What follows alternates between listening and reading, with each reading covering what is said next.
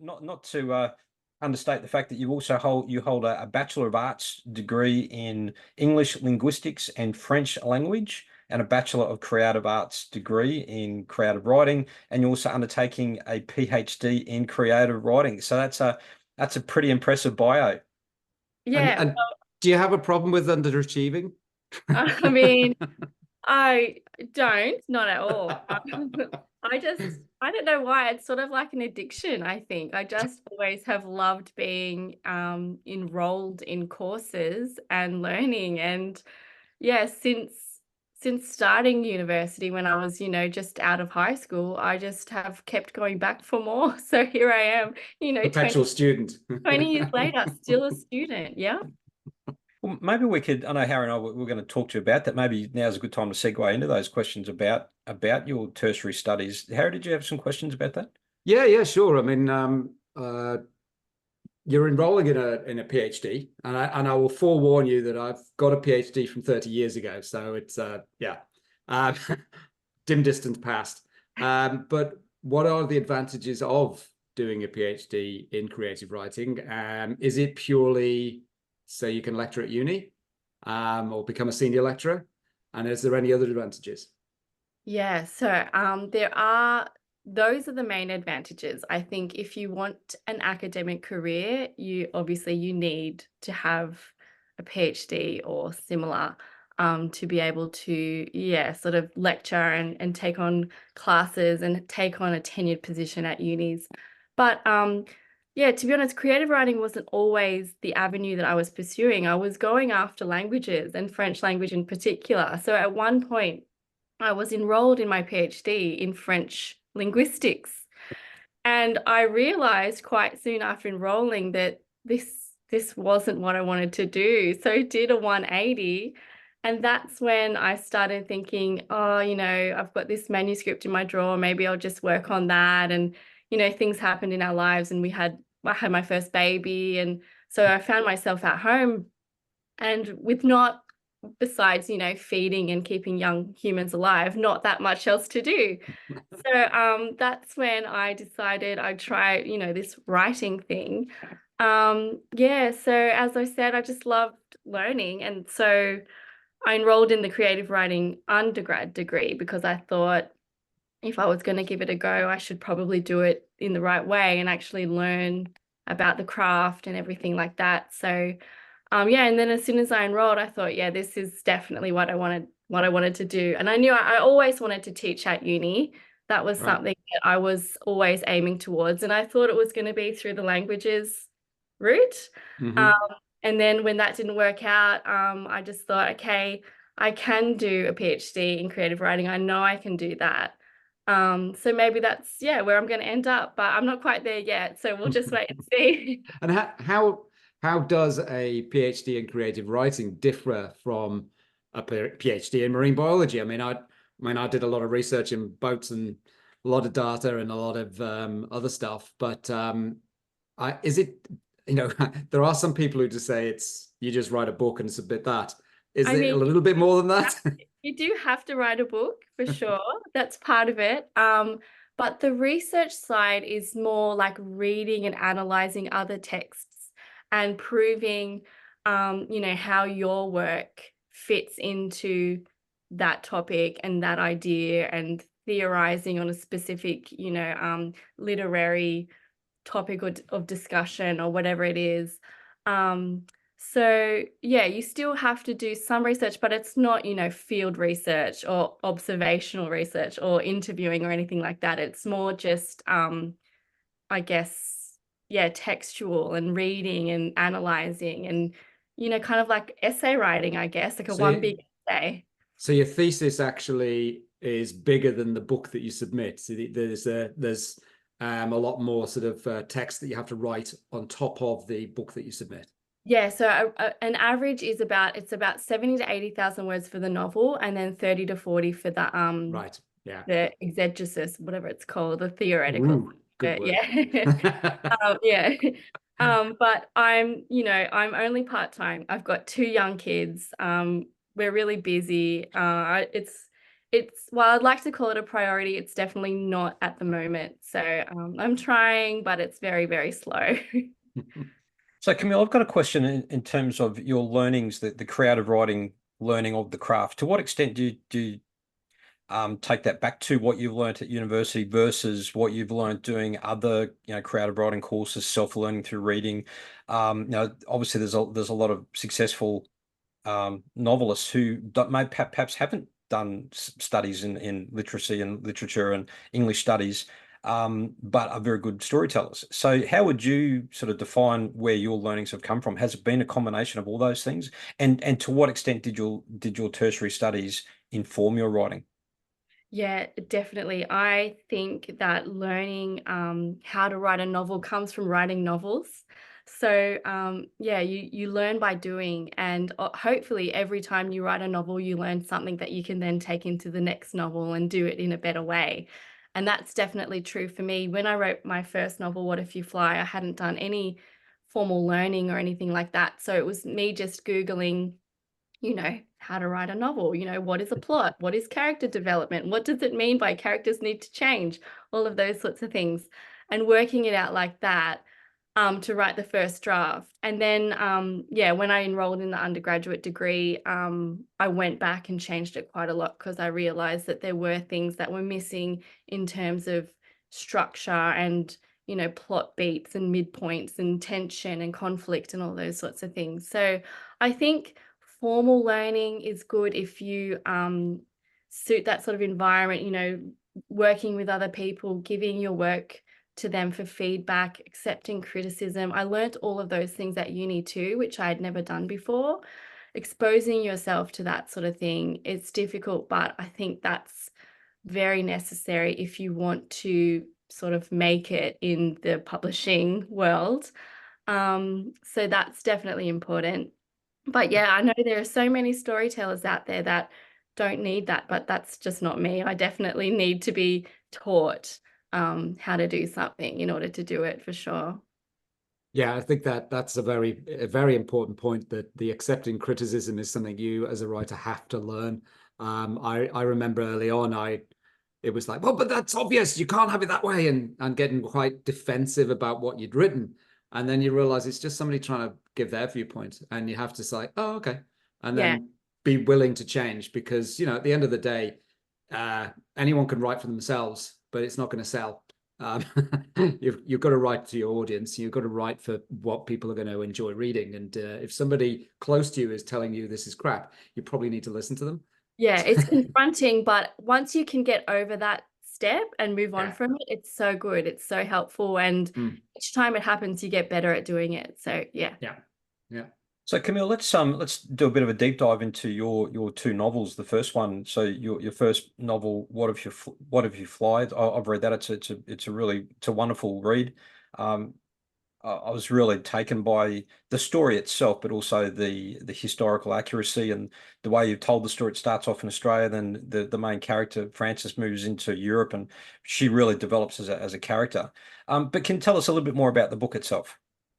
Yeah, so yes, it's a World War II story set in Australia and overseas. And the protagonist, Frances, yes, she's a young woman. She's just finished high school. She feels really unaffected by the war in Europe. It feels far away.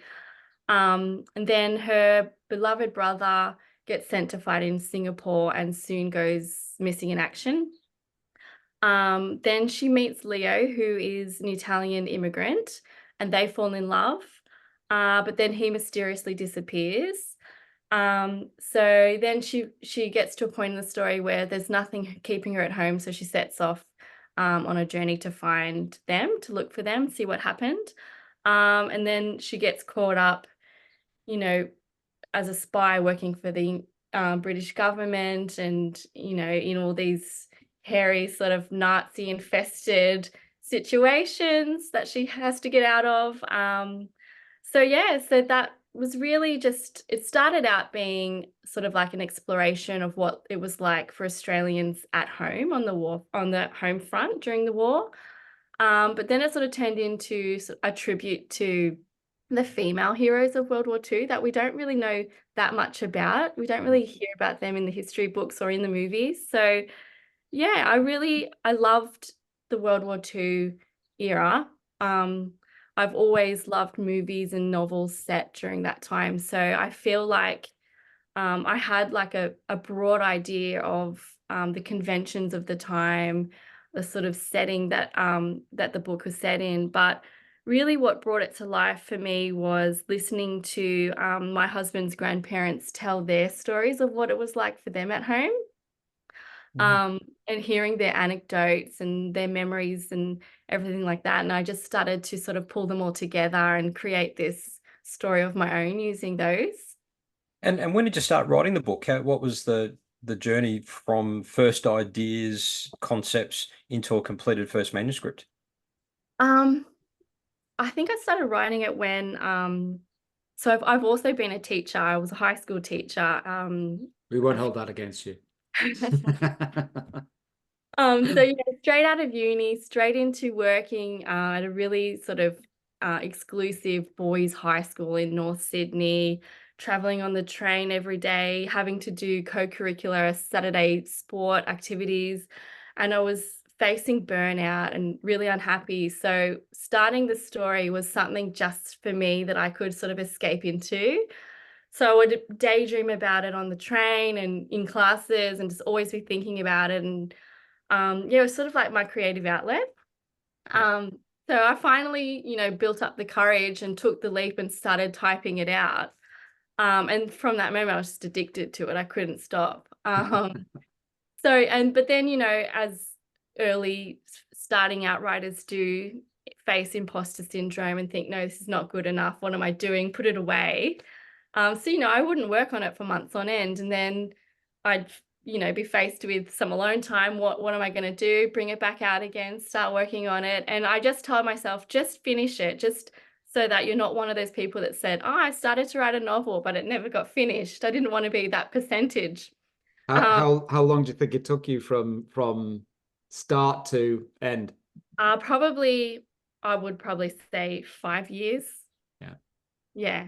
Yeah. It's a very complex plot. There's a lot happening, and it must have taken you so long to really flesh out the ideas and to construct this storyline.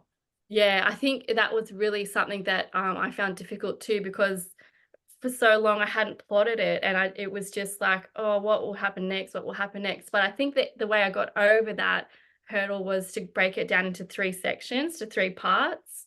So I could work on part one and have that in a nice little section, and then just work on the second and third parts as well. So that did help. But yeah, it's complicated, and I for a long time I did not know how it ended. So Always the best way, the story. yeah, true. If the writer's in suspense as to how it's going to end, the readers are. Yeah, that's it. Yeah, well, I was definitely in suspense, so hopefully the readers are too. So, Camille, Sorry, you mentioned about your was it grandparents or parents or grandparents that were it just brought a memory back as a flash that I remember as a kid, my grandfather coming to stay, and he was in World War One and was actually involved in Passchendaele. And I look back now and think it's such a missed opportunity to have written down some of the stuff that he was saying then, because he obviously had some level of dementia and lived those days. That was all he talked about. And so we would always joke when we came back from school with my mother, is that, have you been over the wall yet? Have you gone into the trenches? Because he would just sit there and just talk about every sort of thing that he experienced, and it's all lost. Yeah. Which is such a frustration, because it would have been, certainly the Battle of Passchendaele was something that was interesting. And to hear it from horrific. his point of view too would have Mm. been amazing if you could have recorded that. And I think that's what it was. I don't have grandparents. I lost all of mine, when I was younger. So it was my husband's grandparents Right. that had those stories. And I just thought, what a valuable resource. I'm going to listen to these. I think because I didn't have my own and I listened to his. I think if they're your own, you kind of just think, oh, whatever, Yeah. and I've got a question. You also lived in Europe. Was it France? Was that off the back of, you studied French as a language? Yeah. How long were you living in France for? So 12 months. And that my question is, so your experience being in Europe, did that also play into, propagating your ideas about the story that was, in part set in Europe? Yeah, definitely. Obviously, the love for the language and the culture. I knew I wanted to have Francis go to France and spend time there, obviously, because it was like a center point for the war as well. It had half of it was under the rule of the Nazis, the other half was free zone. But I think I used, my knowledge of the French people and inserted some sort of like character quirks into some of my French characters, that sort of thing. But I think it was really just being able to feel confident with the language and inserting, snippets of French language just to give it that bit of authenticity. That helped. Always got to go for that. Whereabouts in France were you? A tiny little town called Les Gardes near Nantes in the west of France. Right. I've obviously been a POM. I've had many, many holidays in France. So Yeah, yeah. And can't speak any French though. Can I ask, why did you choose French as a language to study? I just loved the sound of it, I think, and the culture. I just really liked how romantic it looked, and I guess I just wanted to go there. Yeah, I think it's just a very impressionable, maybe 17-year-old starting year 11 and thought, oh yeah, French sounds like a good subject to take. I'll give that a go. And would you consider yourself fluent in the language, or No, not anymore. No, no way. I haven't been back for ages. Although I still do talk to my host parents, and I have been back to visit them, and they've been out to visit us. But yeah, I couldn't hold a conversation, I don't think. Oh, so when you speak to them, do you speak in English or part French? Just French. They don't speak English. Okay. So I try, and they're very patient with me. But to be honest, we haven't spoken for a while. But they did send a Christmas message, so yeah, it just drops off after a while. But yeah, if I was to be planted in France, I'd probably just be like lost like everybody else. The French can often pretend not to know English just to annoy you. Perhaps can we move now on to your second book? So it's progressed from manuscript. It's now due for publishing later this year. I've had the opportunity to read it as well. Now it's the book's called The Woman in the Waves, and it's set in Australia in 1921. So it's another historical fiction story, but it's different to your first one. So can you tell us about it and tell us how it's different? Yeah, so it's set in 1921 in a fictional town on the south coast of New South Wales. It's about Missy Green's my protagonist, and she is sort of a lonely young woman working with her father on his fishing boat and spending time with her sort of reclusive grandfather, who's the town's lighthouse keeper. So it's told from her point of view and also from Detective Ronan Shaw. He's an Irish immigrant and veteran from the First World War. So a dead body washes up on the beach, and Missy gets pulled into the investigation surrounding her death. And it's a little bit dark, it's a little bit gritty. There's some mobsters, some bootlegging, some madness, unreliable narration. And how did you immerse yourself into that era for you to, did you have to do a lot of research? Because again, you've really captured the era beautifully in the way you describe scenes, dialogue, everything. You're just immersing the reader into that era. How do you do that? And I guess this will kind of lend into our broader conversations later about writing historical fiction generally. But for this particular book, creating the essence of 1921, how do you capture that? Or how did you capture that for this book? So I have always loved that era as well. I guess for this book, I was really inspired by during COVID and lockdowns, my husband and I watched every single episode of Peaky Blinders. So we're in that world, we're in that dark and gritty mobster sort of world and vibe and mood. And I guess I was just like living and breathing in that world whilst living in Wollongong at the time too, which is the coastal town that my town is based on. So yeah, because we weren't allowed anywhere, we'd spend a lot of time on the beaches, around the lighthouse, in the rock pools, just, as everyone did, just sort of to while away the days. And in my head, thinking about, these gangsters and these bootlegging ideas, and that's how the story sort of came about.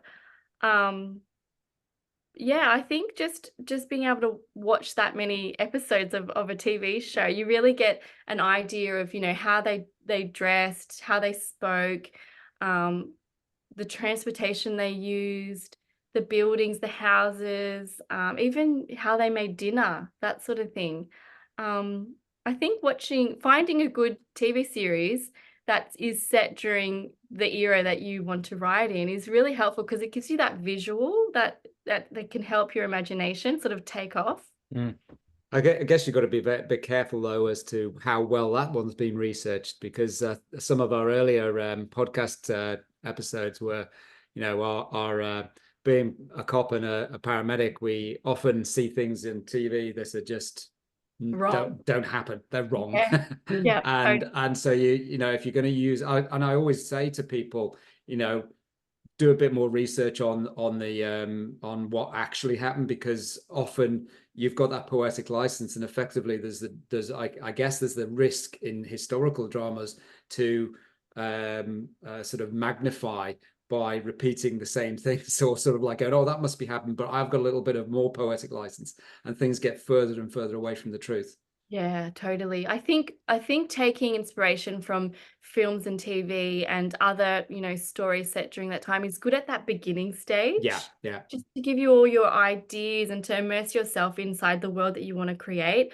Then comes the mapping out of your story or outlining your story, but then that's when you've got to do your research and fact check and make sure that everything you're writing is accurate and historically correct. So yeah, for sure.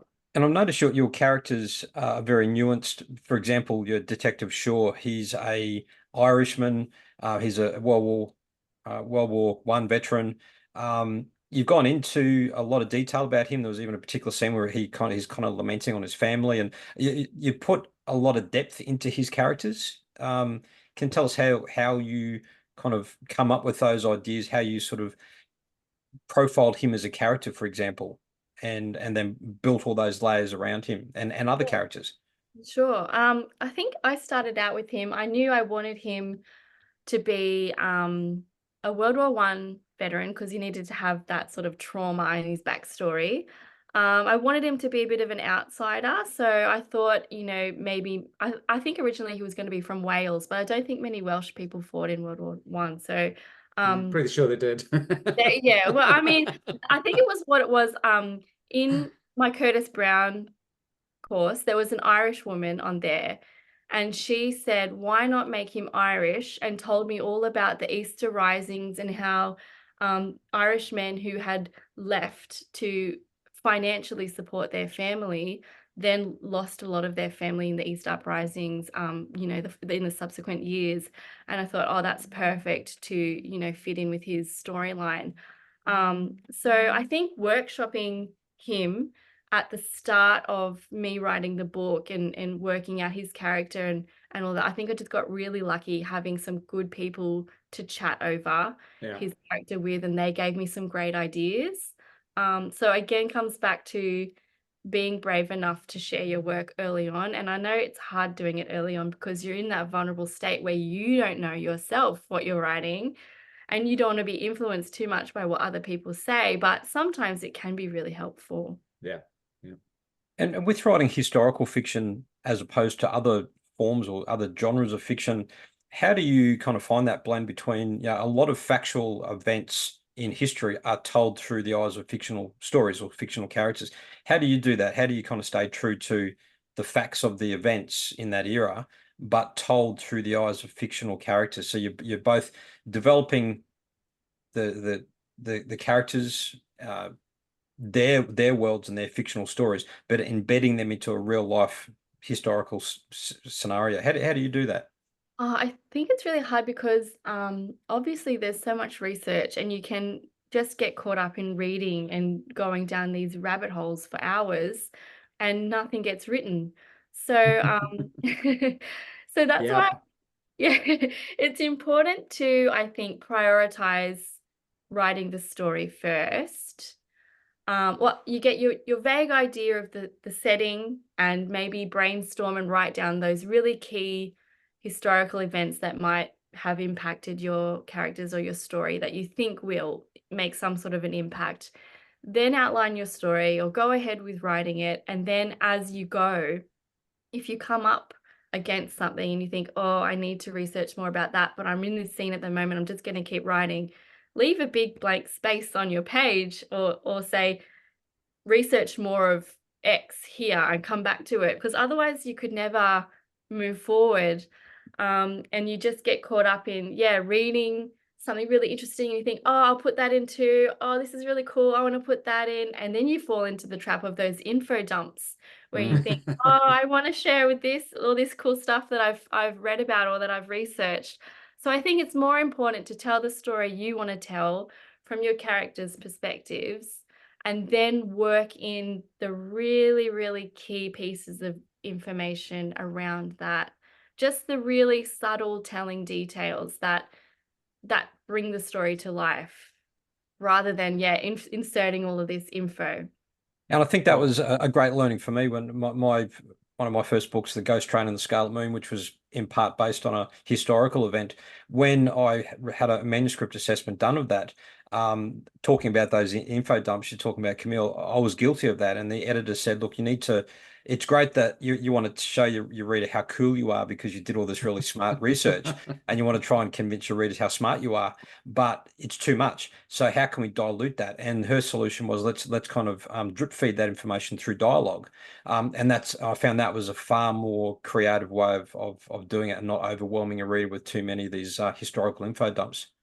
Yeah, because the readers just want a good story. They want to learn as well, but they're not there to read a textbook. They're there to listen to your story. So yeah. Yeah, I think, I mean, that's obviously with my background, being having a research background in the past, although I've been 20 years as an AMBO, when it comes to my writing, I know how to research stuff. And so that is a technique that I've brought out from my past to be able to help. And I think if anybody is thinking of writing, and certainly if they're going to go into historical writing, then they need to perhaps look at courses. If they don't want to do a creative writing course, do a course where you can learn how to research, because that's going to give you a lot more information than a creative writing course might. Yeah, absolutely. Yeah, I agree. And working out how to, as Jack said, either dilute it through the dialogue Yeah. or through those sensory descriptions as well. Like, how does the reader really want to be immersed into your story through those senses? I think some great writers can do that. You know, how a character might hear, a bomb falling on a specific, factory or something like that. For example, if you're writing a World War II novel, the sounds, the smells, everything like that. I think that's a really clever way to do it. I think the smells are often the ones that people forget to add. I'm often, what I'll do is in first draft, I'll go back and look and then see if I can add any more senses in. I think there is in Pro Writing Aid, it will tell you how many senses you've used in your writing. Oh, yeah. And you can go, oh, I haven't done anything about smells. Let's go back and add a few smells in. So yeah, That's a that good just thing. helps. Yeah. Mm. And I guess we're starting to come to the end of this chat, but you probably already started to talk about some of your general advice. But I have sort of the question: what would be your sort of golden nuggets of advice that you would give to anyone who is embarking on writing historical fiction, in particular, where they're telling a fictionalized story through the eyes of fictionalized characters set in a historical, factual event? What are some tips or pieces of advice you would give those people? We've already talked about research and that, but any sort of key takeaways for you? I think, as we were talking about, the most important, or for me, the most important thing and what inspires my story ideas is mostly setting. So not only when, it's set, but also location. So I think it's important for you to really, really know your location. And if it's possible, go there. And just as we we're talking about, smell it, hear it, feel it. What does it bring to you in those sensory ways, because that's really when the readers are going to feel totally immersed in the world that you're creating. So I know we can't go back in time, but we can go to the places that we want to set our stories in, and just, yeah, take a walk there, look around, be inspired by what you see and what you hear and feel. I think that's important. It's important for my process. Other than that, I think, yeah, just read everything, read in the genre that you want to write in, but also outside of it. There's so many good books out there, and you can feel inspired by, all of the great writing that has gone on. And yeah, I think that reading, really, we become writers because we love reading too, don't we? Yeah. Yeah. And have you Yeah. always particularly taken a liking to historical fiction as a reader? Is that your genre of choice as a reader? Yeah, I don't know why. I think because I didn't study history at school, I didn't really take to it, but I think it was because we were learning from textbooks. It's really dry. It's really, remember this date and all of that sort of thing. So I read a really, really good historical fiction novel set during World War II. And after that, I was like, wow, like history is actually really fascinating. So yeah, I just read any historical fiction I could get my hands on, and there are some really good ones out there. I have to admit, I was probably the same. I didn't have a great sort of leaning towards history as a going through high school and as a young adult. But I then did one of those Kentucky tours to Europe. I traveled over to UK and Europe, and I was 20 years of age at the time. It was a bit of a I was on a party bus for a month, but we went to a one of the Nazi prison camps, which was still everyone's heard about. Party bus at the prison camp. Well, we actually diverted off our. We Yeah, actually people voted like we have an option to go to this prison of war camp, and it was a very somber occasion given that we were on a party bus, and we went there, and I went to Mauthausen. I think it's in Austria. Everyone's heard of Auschwitz and some of the other ones, but this one, and I was just people came back on the bus and people were in tears. It was such a moving experience to see what happened during the Holocaust. And I have to admit, I was quite naive to that, and it's completely opened up my eyes to World War II. And as a result, I've become a real history buff, particularly World War II. So I can see how those real experiences can really send you down that path and start to foster those real interest in those historical things. Yeah, as Australians, we're not open to all of these, historical sites and everything, in terms of modern history. So yeah, to go to Europe and see it, as impressionable, 20-year-olds or so in those formative years, it's so important, and it really does open your eyes to the things that have gone on in this world before us, and will continue to. Okay, well, I think that's something though that Australians often miss off, is that they've got probably the longest running history going in their own country. Yeah, that's true. That's very true. Well, we might wrap up this episode. Camille, you're going to stay with us, and we will have another episode where we're going to talk about the specifics of your role as a manuscript assessor and some common issues that you will come across. So some advice to authors who are considering getting a manuscript assessment. But just again, a quick plug, anyone who's interested in checking out what you can offer in terms of manuscript assessments, your website is camillebooker.com. So I'd certainly recommend anyone check it out and have a look at what your services are. So look, thanks for chatting specifically about writing historical fiction, and we will see you in our next episode where we'll be talking to you about manuscript assessments. So it's been an absolute pleasure. Thanks for your time, and we'll see you next episode. Thanks, Harry, and we'll see you again soon too. Thank you. Thanks for joining us. Okay, see everyone soon. Bye. Bye.